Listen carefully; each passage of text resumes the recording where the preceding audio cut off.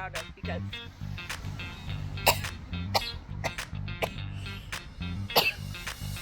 swallowed rotten.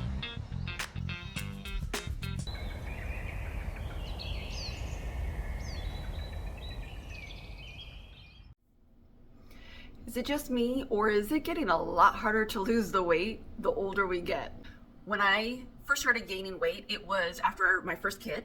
I was 22 years old. I weighed 120 pounds. When I gave birth that morning, I was 210 pounds. So I had gained almost 100 pounds. Everybody kept saying you eat for two, so I ate for two. And that didn't work out so well in my favor. In 1 year, I was 140. So I had lost 70 pounds. Obviously, a big chunk of it was baby weight, but I still lost 30 pounds on my own of just weight. All I did was be active. I was very active. I was working a full-time job, running around with a kid. I didn't have a lot of sit-down time. And so the weight didn't stay on. I mean, 140 definitely isn't 120, but I was happy. I was okay with that. Fast forward over the next 10 years, and I picked up a couple of pounds. I think I was roughly around 145. And then I had kid number 2. Very careful, knew better that time not to eat for 2. I was eating for 1 and a tiny bit. It went from about 145 to 175, so that's real normal. I did have a natural birth on my first go, and then I had an emergency C-section on my second one. And I'm super duper curious, if anybody else out there has had a C-section, does it go numb? Like the skin feels like you've got a 1-inch pad, like you can feel the pressure, but you can't really feel. I did okay losing the weight. I went back to work pretty quickly, went into full-time work, but I wasn't losing the weight the same way I did after the first pregnancy. I had an innkeeper job, so I was running a bed and breakfast. So I was cooking and I was cleaning and I was talking to people and I was gardening, I was doing office work, and I was busy 7 days out of the week from April until September, and I was going up and down 3 flights of stairs, and I'm working my butt off. So I'm thinking for sure I've lost all of that extra weight that was gained, but the scale never moved. I think I got maybe a pound. Over 6 months, I got a pound, and I was tired all the time, obviously. I think I had really bad postpartum, but I wasn't ready to admit it yet. So I was having a lot of stress building up, and you know what they say about stress, it kind of holds on to the fat. Well, fast forward, my marriage started to fall apart, more stress. Teenager got into a lot of drama, more stress. Started to learn that the youngest one had some developmental issues and some other big things going on, and more stress, and it just seemed like the stress just kept on stacking and stacking and stacking, and I never got a break from it. And so the pounds just kind of went into emergency mode and hold on for dear life, don't let go. And they didn't. And then as things just kept getting worse and worse and worse and piling up and not getting resolved, the marriage fell apart. I got a divorce. And what was crazy, I think, going through so many years of all of that stress and trauma and difficulties, I wasn't taking care of myself. I was taking care of everybody else. And once I was divorced and it was just me on some days because the kids would be gone, I did a lot for myself. But I was very indulgent. So I would sit around, I would take naps, I would eat junk food, I would do all the things that I didn't allow myself to do before. So in 1 year's time from the divorce, I ended up gaining 15 pounds. And now I'm ready to get through all of this healing and move on, and I can't get the physical stuff to move on. Like my mental, my emotional, all of the other stuff is doing good, and we're on a good path, but now I got these damn 15 pounds. I just want to hang out like a bad ex. I've admitted I've gained my weight. I've gone through my healing to try to resolve all my other issues. I have to figure out why I can't get rid of this weight, and I think it's pretty simple. We have a lot more stress at an older age usually than we do at our younger age, so that's going to be the key point. We have a lot of bad habits. We have been telling ourselves our half-truths for so long that they've become our full truths, and that's really hard to fess up to. When I say I've been going out for a walk every single night for a mile. I'm out for a half hour. I'm busting my butt. The part I'm not giving a full truth to is the fact that I sit on my butt for the rest of the day. From the moment the kids are done with, being dropped off until they have to be picked up again, I'm on my butt. I haven't gotten up. I am so sedentary that by the time I do my walk at the end of the day, I'm just maintaining. I'm not getting rid of any of the weight. I'm just making up for all of that sitting down that I did. And that's not gonna work. That's not gonna make me lose weight. But I've been telling myself that for months now. Oh, I'm going for a walk and I'm gonna lose the weight. And oh my gosh, I've been walking for so long and it's not making any difference. And that's not really what's important about the walk. The walk itself is giving me more mental clarity. And I can't lose sight of that because it's not gonna make me lose a lot of weight.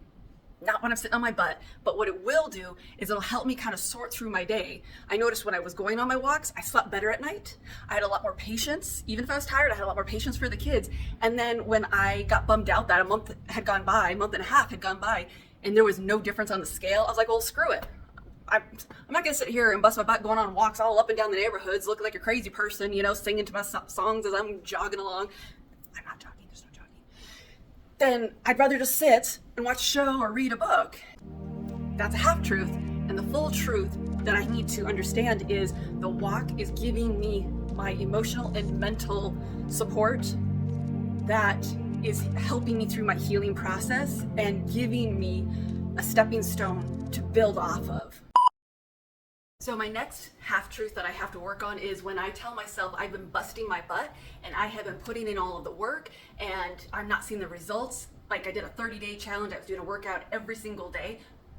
Half truth, okay? Because in reality, the full truth was I was doing 5-minute workouts. I was doing them where I didn't sweat or I didn't work up any, good energy out of it. I was doing, okay, here's the program. I spent 5 minutes on it. Yay, all done.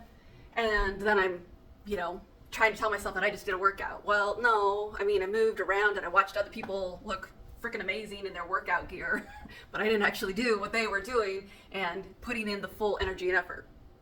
So my problem is there's a lot of things I don't like about working out. One of them being that I hate sweating, because when I start to sweat or I get a really high, like your heart rate starts going up, I get flushed. And it's not just I'm a sweaty, flushed kind of red. It's a deep red purple. Like my cheeks will just go so deep that my skin around my lips turns white. It'll go down my throat, across my chest. And it's embarrassing. So then I end up embarrassed. So then I have the workout flush or the high blood pressure flush, I don't know, whatever it is. And then I've got the embarrassment flush. And then I'm just sitting here so focused on the fact that I'm hot, I'm overheating, I'm sweaty, I'm not comfortable. What if somebody's looking at me? What, that's embarrassing. What if they walk in? It takes hours to cool down. Like I'll be doing this for a half hour and 2 hours later, I'm still trying to get the cool down where my face isn't bright red anymore. And I hate that. So full truth. I don't put in the effort all the way because I hate that part that comes with it. I don't like it. But I'm never going to see a difference unless I do it. And that full truth sucks. Another area that I have to get past my half truth is I make a plan and I try to change it up because, you don't want to get stagnant. And I know that I'm going to get bored. So I try to make a plan and then I let other things get in the way. I couldn't go for my walk because my teen wasn't home to, be at home when the youngest is in bed. So I couldn't leave the house, or it was really hot out, or I had to run around, or all of these different reasons. But a lot of times it's because it's boring. We don't want to do it. It's boring. And I think that if I can nail my being bored, I might have a breakthrough.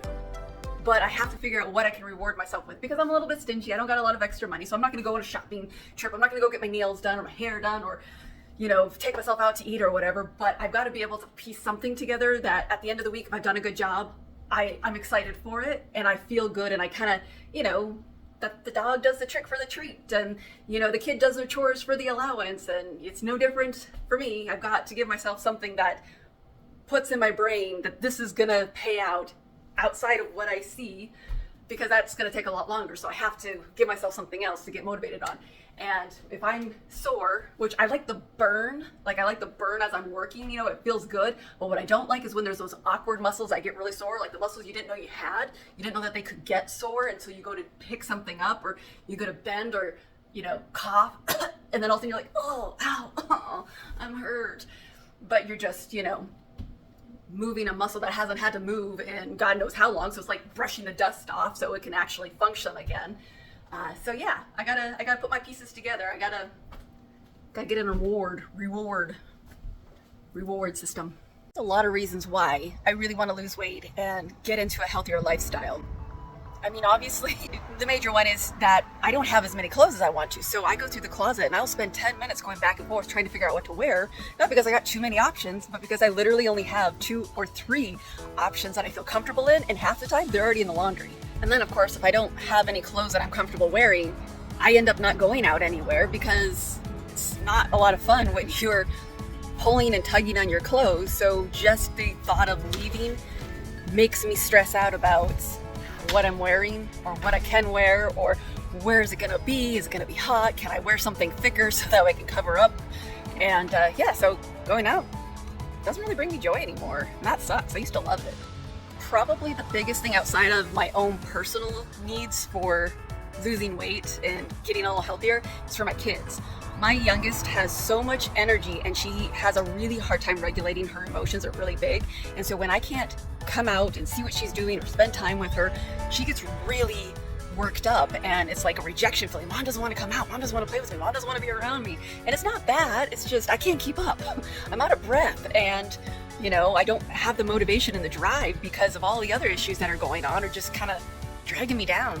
And that's not fair to her. That's not the mom I want to be. And I really want to change that. I've been going round and round for years on trying to figure out my weight loss. Doing little bits, telling myself the half truths, letting myself believe them into full truths, and never seen any results.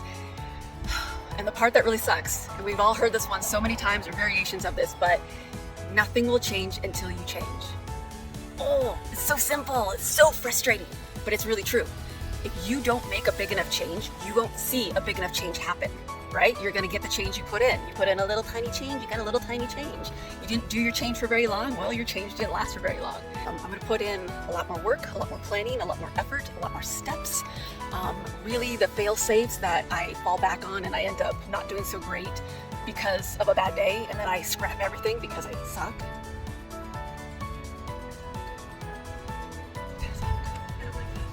So that's what we're gonna do. Here we go.